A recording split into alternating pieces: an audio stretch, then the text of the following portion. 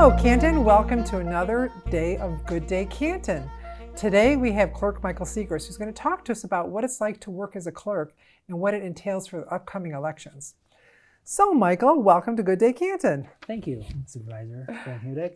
So how long have you been Canton clerk? So I was elected in 2016. I was reelected in 2020, so I'm on my 6th year as clerk. But it's not my first time working the elections in Canton. I worked the absentee voter counting board as a precinct inspector under the previous clerk, Terry Bennett, for the 2010 election. Oh, great. Now, what did you think about what it would be like being a clerk before you became a clerk? I'll tell you, I had no idea. I had no idea what the job entailed. And like most things in life, I think, you don't really get a good idea for what it is until you kind of get your hands dirty and do the job. But what I found is most of the job is election administration, and it's easy to think that elections only happen every other year, or for some people, only every 4 years when president's on the ballot. But there's lots of important things on the ballot, and almost every year is an election year. And a lot of what we do is a lot of the behind-the-scenes stuff, keeping the voter files and all that. But also being a voting member of the township board is super fun. It's kind of cool to be a legislator and an executive. That's a really interesting hybrid in American government. There's not a lot of examples of that happening in all 50 states, so I really like that. I get to vote on the budget and vote on agenda items and vote on policy and procedure for the township, but I'm also serving as the clerk of the township board, right? So doing the minutes and doing the legal postings and working with your office on the agendas and things like that, and the public hearings, all that stuff. A lot of it's very detailed, very detail-oriented. Mm-hmm. Yeah, I had no idea it would be like that. What do you think is the most surprising thing that you found becoming a clerk in 2016? Well, so I think starting in 2016 and then going into the 2020 election, I think controversy around the elections is something that's relatively new. It's relatively new. For the most part, I think people tended to accept the results of an election and not necessarily make wild accusations and things like that. So seeing a job which, you know, I loved working with our previous clerk, Terry Bennett, and I always felt connected to something bigger and deeper, like this big civic-minded thing. To see some people, not everybody, but to see some people not feel that way about the elections process, that's been the most surprising thing for me. It's really disappointing for me because I know how hard Canton residents work as poll workers to deliver a good election. And I know how much work my office puts into it. So yeah, that's probably the most surprising part. I was in athletics when I was a child, and I would have a very hard time when I lost. Or I would have a very hard time if it was a close race or a close match. I was a wrestler. I wrestled for Canton High School. There were times when you would feel like a call from a ref would cost you a match. And that was a really difficult thing. But my coaches did a really good job of helping teach us, help us mature in the process of understanding what it is to compete with your vision, with your mission, with your effort. And when you come up short, regardless of the outside the outside stuff, the noise, to really own that part and then move on. And I think that's what separates the men from the boys and the women from the women from the girls. Their ability to kind of handle loss and handle it with dignity. And I know, as you know, me being a League of Women Voter has been very close to my heart for a long time, but I remember those nights staying, helping out the league, staying till 4 or 5 in the morning till results came in. Yeah. So, I mean, we've seen that, and how have you been working with that? How has that been impacted since things have changed? Yeah. Oh, yeah. And your work in elections goes back quite a ways. You put a lot into it as well. It is interesting. So in 2016, when I first ran for clerk, I did not know the results of my election when I went to bed that night. I had seen the early results come in from the precincts, but there was a lot of absentee ballots left to be counted. And because we count every vote, right? That's the law. That's what we do. We count every valid vote. I did not know what was going to happen when I woke up the next day. Didn't know if I would be clerk or not. And I went to bed that night and woke up the next day and I was elected clerk. And that's a unique thing that has happened as voters have had more choice in how to cast their ballots. Some people choose to go on election day and vote in the precinct because they like the I voted sticker, and we love to see them. But some people choose to vote an absentee ballot or an absentee mail ballot. And that number has grown larger, especially since 2018, now that anybody who is a registered voter is qualified to vote an absentee ballot just by asking for one. So I know that when I've been at your counter before, I've heard people say to me, so if I hand this absentee ballot to you, what's going to happen to it? So just walk us through what happens to absentee ballots. Oh, that's a great question. And you're right. We hear that all the time, right? Because there's something about when you vote in person, putting it in the tabulator, you feel like I voted. I put my ballot in the tabulator. I got my I voted sticker. I voted. And so this notion of giving up the control, that's a lot for some people to kind of handle. So what's important is the ballot is in an envelope that is sealed, and we receive that ballot in. We check it in to our system, right? Because we have a list of every registered voter in Canton Township. We have a list of everybody who we mailed a ballot to. And then we have that same, we're going to add in to that list now that we've received that ballot. But in that process, we're going to check that signature because we want to make sure it was you who voted that ballot. So we're going to compare your signature, and we're going to either use the signature you have on file with your driver's license, or we're going to use the signature that we have from the first time you registered to vote, which is kind of cool. I went to my old MasterCard and I got to see my signature in Canton Township from when I registered to vote. Because we have it. We have 76,000 registered voters in Canton. We have 76,000 little index cards with everyone's signature on it. So we compare those signatures, and once we've compared the signature, we will then store them under lock and key until Election Day. Now, under Michigan law, if an individual passes away, but they already voted an absentee ballot, that ballot will not count. And so we have to go through those ballots, and if somebody unfortunately passes away, we have to remove their ballot to make sure that their vote isn't counted. So that's one of the harder parts of the job, and that's why we kind of have to routinely balance all of those ballots, but they remain unopened once they are verified, and they remain under lock and key. And they are delivered to Canton residents, our inspectors, just like in the precinct, dozens of Canton residents who serve as bipartisan precinct inspectors or absentee voter counting board inspectors, and they are the ones who will open the ballots on Election Day.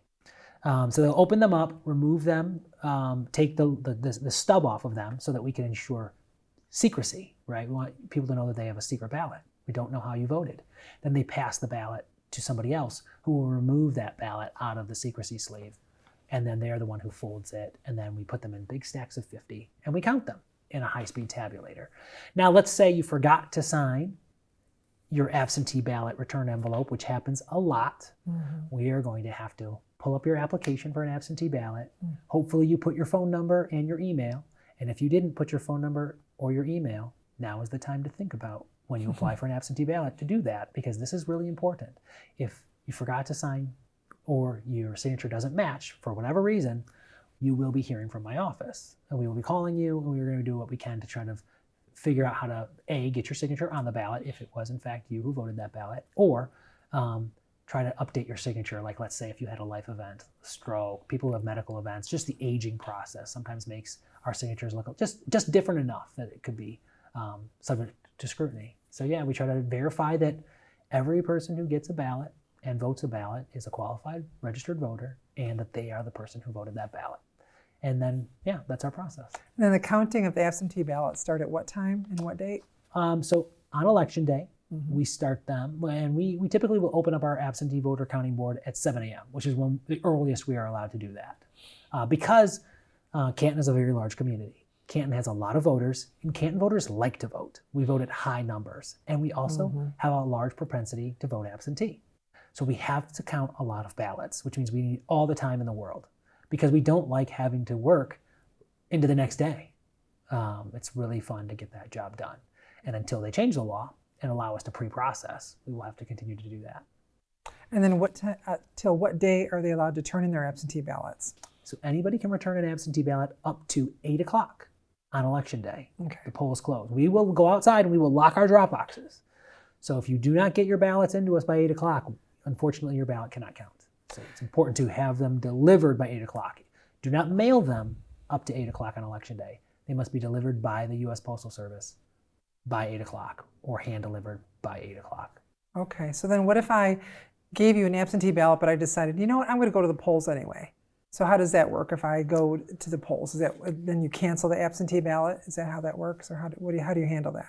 So any voter who has returned an absentee ballot is not able to vote at the polls. Okay. Because the polls open at 7 and we open up the ballots at 7 and we start processing those ballots. And we can't know if we've already processed them because once you have opened up the ballots and removed the stub, they're all anonymous ballots. They now belong to the people of the state of Michigan. Okay. They no longer belong to the voter.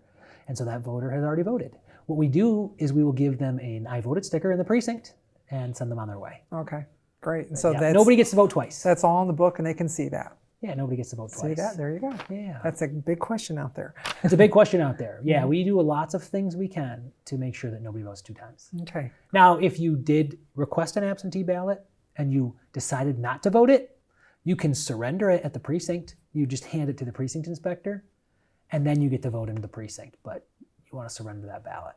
Okay. But yeah, once you've returned the ballot to the clerk's office, you're not voting in person. Great. Now, what happens if I come in and I forgot my identification? How does that work when I go in to vote on voting day? So Michigan law says that every voter must have a photo ID unless they don't, must show photo ID unless they don't have it on them.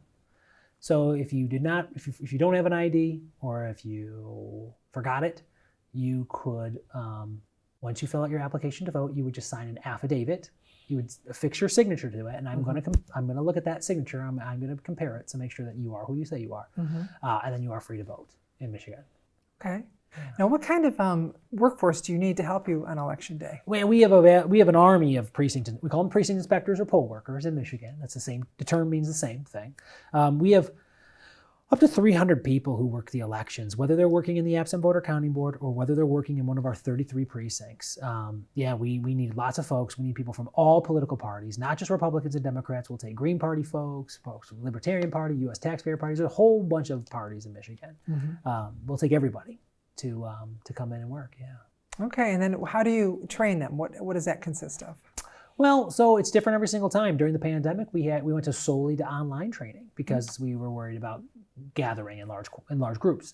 Now we do a hybrid of both. We have online videos, we have online knowledge check, we have all of our manuals on the internet, but we also do in-person training as well. And we're updating our manuals right now and our checklists based off of feedback we are getting from the August primary. So we're gonna have a brand new manual. So that'll be really helpful. But yeah, in the lead up to the election, right around the month of October is when we'll be doing a lot of our precinct trainings. And so if people are looking for information about becoming a poll worker, they could go to our website or wait until that October, the first week of October, that focus is gonna hit mailboxes, and that'll have a little piece about becoming a precinct inspector. Okay, how many do you do now? Canton's a big community. How many do we have right now?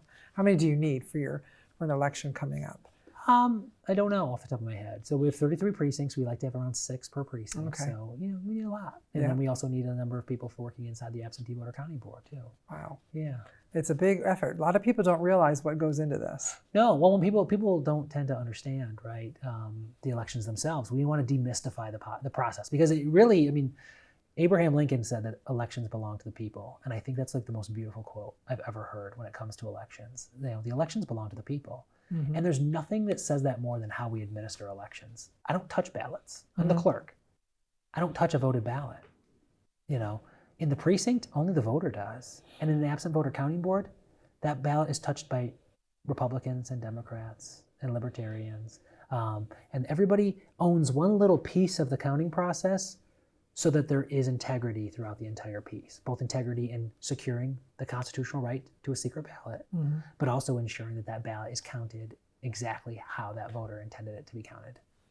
What do you think has changed since 2020? Are we putting anything else in place since the 2020 elections and everything that's been happening in the news? Well, that's a very important thing. Well, so the best way to answer that is how it's relevant to Canton voters is that we did a very big change to the precincts in Canton Township. So a lot of people's voting locations have changed.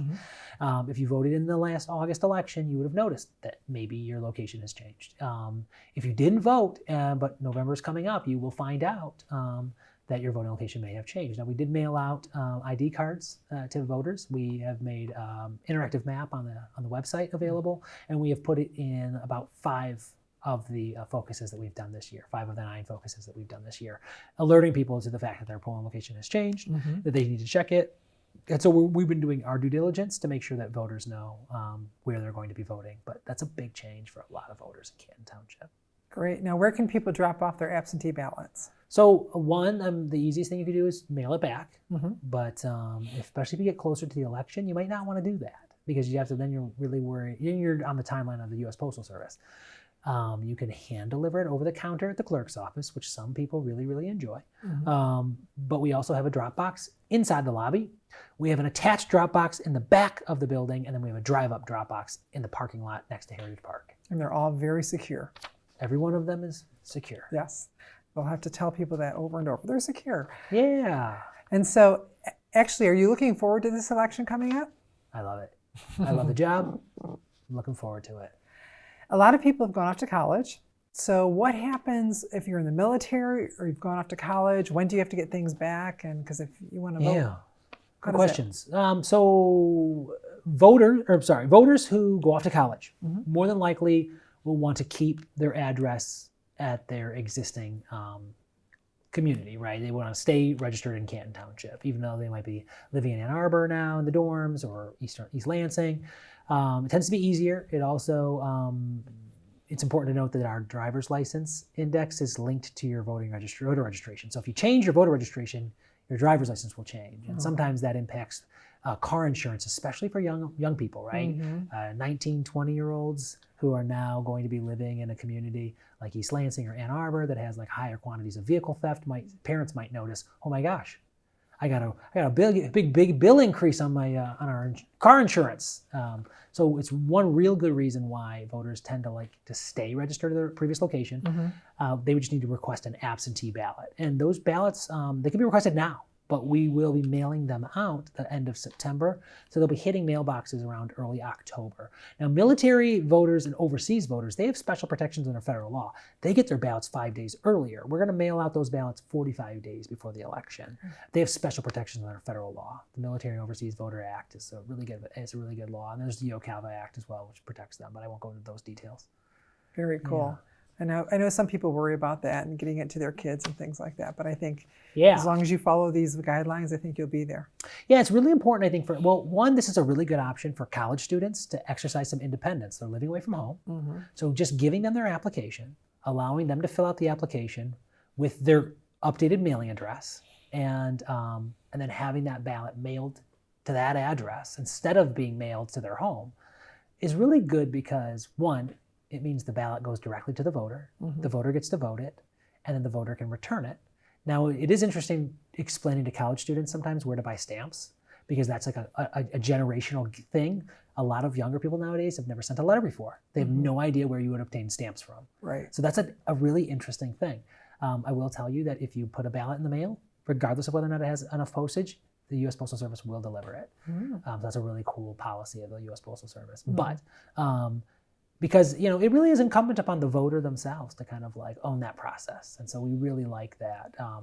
It gets a little bit sticky sometimes when parents deliver ballots and applications to their kids, because in the past we had a father sign his daughter's ballot, and that got him into some legal trouble because we verified that signature and it didn't match, unfortunately, and he was charged criminally. So it's we do really recommend that we allow the kids. That the right person signs the ballot application. That's right. Yep. Well, thank you, Michael, for coming on Good Day Canton. Thank you. We will be right back with Good Day Canton with some more guests.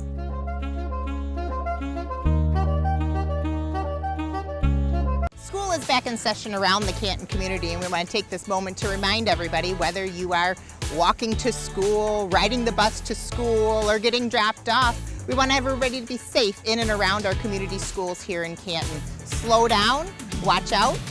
For children who are walking, and use caution in our school zones. Winter weather can create fire safety hazards, such as ice or heavy snowfall that can obstruct fire hydrants. In an emergency, every second counts. Fire hydrants that are blocked, concealed, or difficult to access will impede emergency fire response. Keeping them clear of snow and ice means easier access to water and more time doing what really matters, fighting the fire. Help keep your home safe from winter fire hazards by ensuring fire hydrants located on or near your property are clear and readily accessible in an emergency. Howl at the Moon is back. Visit the Canton Dog Park on Friday, September 30th from 6 to 8 p.m. with your four-legged friends. Enjoy live entertainment as well as free giveaways from your local pet supply and service vendors. Make sure to dress up your pup for the costume contest. No pre-registration is required for this free event. Please note that non-dog park members must show proof of up-to-date vaccination for rabies and DHLPP signed by an accredited vet. Canton is asking residents to help clear residential storm drains that are covered in leaves and/or debris. Unclogging storm drains is quick and easy. Simply sweep, rake, or shovel away leaves covering the grate and pile them away from the drain so they do not blow back in again. Don't wait until your storm drains are causing flooding and possible damage to your property. Monitoring storm drains and keeping them clear of leaves will help keep Canton safe and clean. Welcome back to Good Day Canton. We have two guests with us who are election inspectors in Canton, Florence Washington and Russ Jones. So Florence, how long have you been a Canton inspector? I did my first election in 2018, missed 2020, and did this past primary as well. How about you, Russ? 2016 was my first election and done all of them since then. Okay. Florence, what have you learned since becoming an election inspector versus before you knew anything about the system? That there's a lot of integrity in the election. There's a lot of things built in to make sure that it goes off like it should and that everything is like it should be above board. So normally for pretty much everything you work with both parties with the machines and that. So that makes it, makes me feel a lot more comfortable about it than I did initially. Okay, how about you, Russ? I've learned it's interesting and that we really run a tight ship in terms of having to keep track of all the ballots. And one of the newer things that we started, I think it was 2016, we don't have those paper poll books where you had to open them up and go through. It's all on the computer now. We're not on the internet. It's all encased in the one laptop. And we can see every voter in the township in case somebody comes in that they're in the wrong precinct. We can tell them where they have to go. And it's very quick and easy, and it makes things move really, really smoothly. So Russ, what's your favorite part about being an election inspector? Just seeing the people and helping them vote. Probably the best is young voters that are coming in for their first time. They're really excited. Mm-hmm. That's very nice. How about you, Florence? I would say the same thing. I like being around people and just part of the process. I feel like it's something that we should all do. And I was delighted this last primary at the amount of young people, like Russ said, that came in to vote. That was exciting. What surprised you? Anything that surprised you about being an election inspector? It's a long day because we start at 6 a.m. The polls open at 7. But once you get going, it goes really fast. And it's a fun day, too. I like meeting the neighbors, and the people that come in to vote really appreciate you being there. I can't tell you how many times people thanked us for being there and working the election. So it's gratifying in that sense. Sense of accomplishment and doing your part. Very nice. How about you, Russ? Well, I'm sorry, the question again. What do you think surprised you the most? Surprised me that no real surprises. It's just really nice that people understand when there's a glitch. They really understand that we're doing our best to make sure that everybody has an opportunity to vote and that nobody does vote twice. That occasionally there's a missing absentee ballot. They never got their absentee ballot. The computer says that they got one. They just sign an affidavit. It's all very easy, and they're very, very understanding. Great. So then if you run into a glitch other than something like that, what do you usually call back to the township? We have a great process. It's all off an app on our cell phone. We read the QR code, and then there's choices as to what the issue is, including other, where we can tell them, and then they can get back to us, or they will call us. So that way, we don't have to try and call and be on hold. It's all very it's really come along. The first time was a little bit, we had to get the kinks worked out, but this last election worked really great. Florence, what are you looking forward to in this election? I'm looking forward to people voting and seeing what's new in the process. I know that we always look at feedback from the previous election, and it's come so far. Like Russ said, everything is pretty much electronic. There's going to be glitches with that, with technology, but we always get through it. So I'm looking to see what improvements we have for the process. But it's a lot easier than it used to be, and it normally goes off just fine. What kind of challenges, if any, have you seen while you've been inspecting this time or last time? Not too many challenges for the most part. Just if someone has already have an absentee ballot and they don't have it, or if they don't have their ID with them, they may have to do an affidavit, but nothing too major. So it's been pretty good.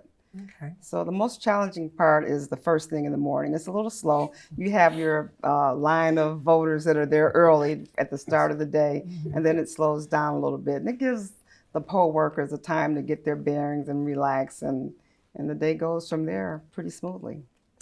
Great. Now, what about your training? Talk about the training that you had to become an election inspector.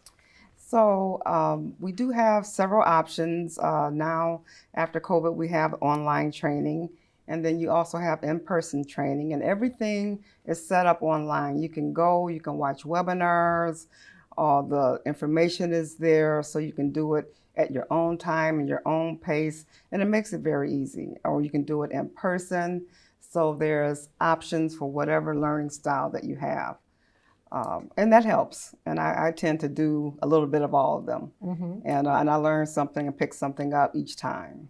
Okay, how about you, Russ? Yeah, the training is great, and Michael's done a good job about putting things as a checklist, so it helps me just to just very orderly go through what you need to know, and it's very easy. The biggest challenge probably is in the primary with crossover votes. People thinking that if I vote one party, but now for a different office I could vote a different party or something, and we have to explain to them, no, we don't make the rules. This is just the way it is.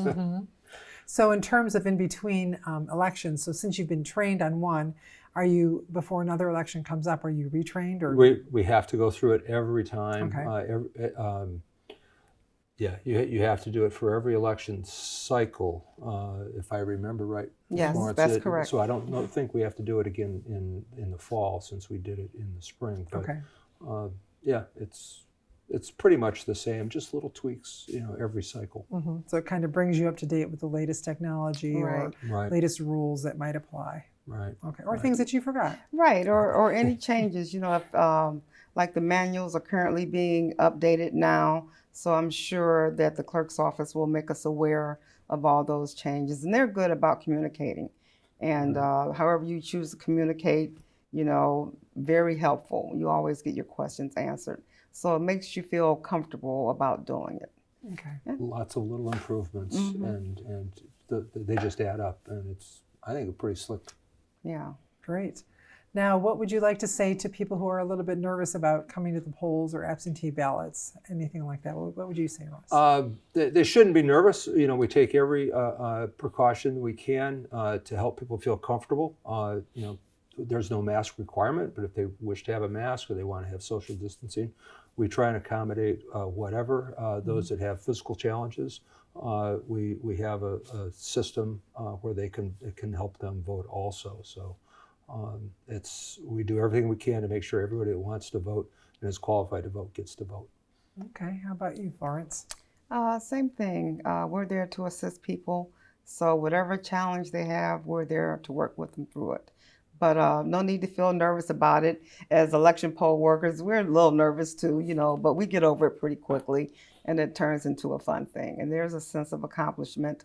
I've seen people bring their young children with them to vote just to, see the process. And I think that's helpful. So yeah, come on down. We love giving out the stickers. I know. Yes. And people love receiving them as well. Yes, I know, and get to wear them proudly throughout the Yeah. day. They do. Great. Yeah. Is there anything else you'd like to say about being an election inspector or the process? Join us.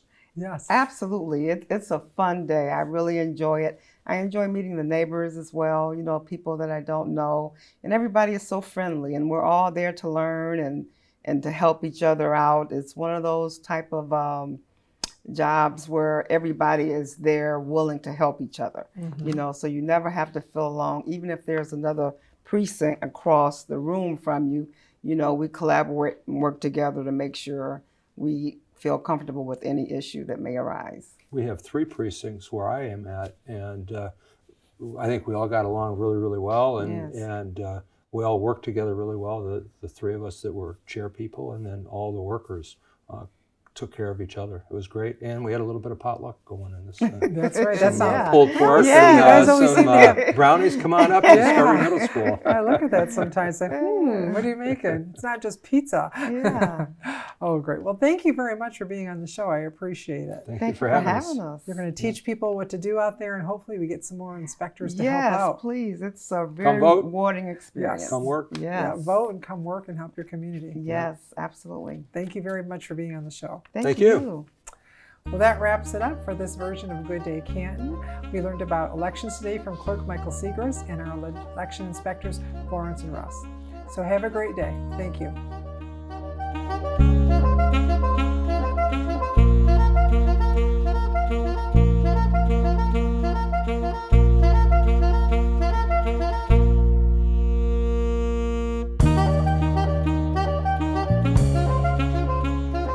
This program was produced by Canton Community Productions.